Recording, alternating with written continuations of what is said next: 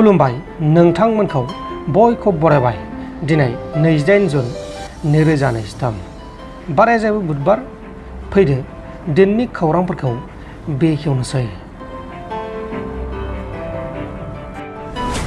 मोनसे दुखुनांथाव आरो बिखा खामथाव जाथाय उत्तर प्रदेश रायजोनि सिङाव थानाय बाराबांकीयाव सासे आइजोआ गावनि थैनाय फिसौलानि गोथै सहखौ न'आवनो 10 सानसिम लाखिनानै दोननानै गोथै सहजोंनो थाबाय थादों आरो गामिनि मानसिफोरा गेसाव मोनामनायनि उनाव बिसा न'खराव थांनानै नायनायावसो जाथाया सोराङाव फैदों आरो गामिनि मानसिफोरा पुलिसखौ लेंहरनानै गोथै सहखौ पुलिसनो दैथायहरनाय जादों आरो पुलिसआ आइजो न'खराव सफैनाय समाव आइजोआ फिसौलानि गोथै सहखौ साफा खालामगासिनो दंमोन। थैनाय गथ'नि मुङा जाबाय प्रियांशुआ गावनि बिमा बिफा थैनायनि उनाव गावनि बिबैजों थायोमोन आरो बिनि बिबैया 65 बोसोर बैसोनि। बिबैया गावनि फिसौलानि गोथै सहखौ साफा खालामनायजों लोगोसे गस्लाखौबो सोलायबाय थायोमोन। नाथाय प्रियांशुआ माबोरै थैखो ना सोरबासो बुथारखो बिनि गुबै जाहोनखौ दासिमाव रोखा खालामथ'नाय जायाखै। मेडिकेल रिपर्टनि उनावसो गासैबो जाथाया सोराङाव फैगोन। गुवाहाटी पुलिसआ गुवाहाटीआव सासे आइजोखौ गोबां मानसिफोरनिफ्राय साख्रि गोननानै थगाय थसि खालामनानै गोबां रां जाख्ल'नायनि जाहोनाव पुलिसआ एरेस्ट खालामदों। हमजानाय आइजोनि मुङा जाबाय जया दास। जया दासआ साख्रिनि अनगाबो गुबुन सासे सुबुंनो वाइन शपनि लाइसेन्स बानायना होनानै 11 लाख रांबो जाख्ल'दोंमोन। उनाव जया दासआ बिनि फनखौ रिसिभ खालामनायाव बे सुबुङा सन्देह जानानै जया दासनि फारसे खबर लानायाव बा खौरां लानायाव बेखौ गोबां मानसिफोरनिफ्राय रां जाख्ल'नायखौ मिथिनानै बेनि सायाव पुलिसनो केस होनायनि उनाव जया दासखौ पुलिसआ एरेस्ट खालामदों। दा बेखौ एरेस्ट खालामनानै आयेननि बायदि साजा होनाय जासिगोन।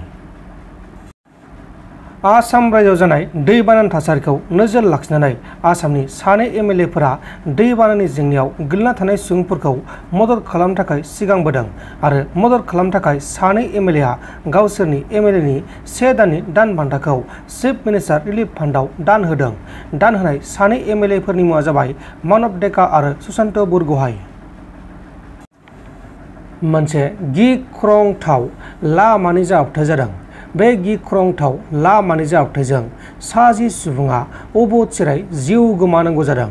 उरिष्या रायजोनि सिङाव थानाय गांजामाव गंनै पेसेन्जार बासनि गेजेराव मोगा-मोगि आरो खर'जों खर' सौग्रावनानै जाब्रबथाय जानानै सा 10 सुबुङा जिउ गोमानायजों लोगोसे गुबुन सा 8 सुबुङा गोब्राब जोखोम जादों। बे समाव जोखोम जानायफोरखौ फाहामसालियाव फाहामथाय होगासिनो दङ। लोगोसे बे जाथायखौ लानानै उरिष्या पुलिसआ गावसोरनि खामानिखौ मावगासिनोबो दङ। उदखारि जम्मु एन्ड काश्मीरनि गुबुन गुबुन जिल्लाफोराव गोबां उदखारि आरो उदखारिफोरखौ रौनिया हानजा आरो जम्मु एन्ड काश्मीर पुलिसआ गोख्रों सिग्रोमनानै गावथारगासिनोबो दङ।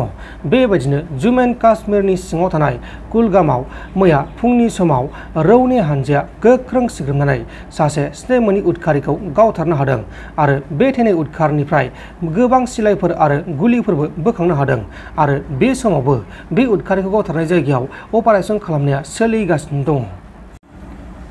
बिहार रायजोनि वैशाली जिल्लानि सिङाव थानाय हाजीपुराव गंसे डायरी फेक्टरियाव गेस लिक जानायनि जाहोनाव सासे मावथि लेबारआ जिउ गोमादों आरो बे गेस लिक जानायजों गोबां सुबुंफोरा हां लानायाव जेंना जानायनि उनाव बिसोरखौ फाहामसालियाव थिसननांगौ जादों आरो बे जाथाया हाजीपुरनि राजप्रेसारियाव जादोंमोन।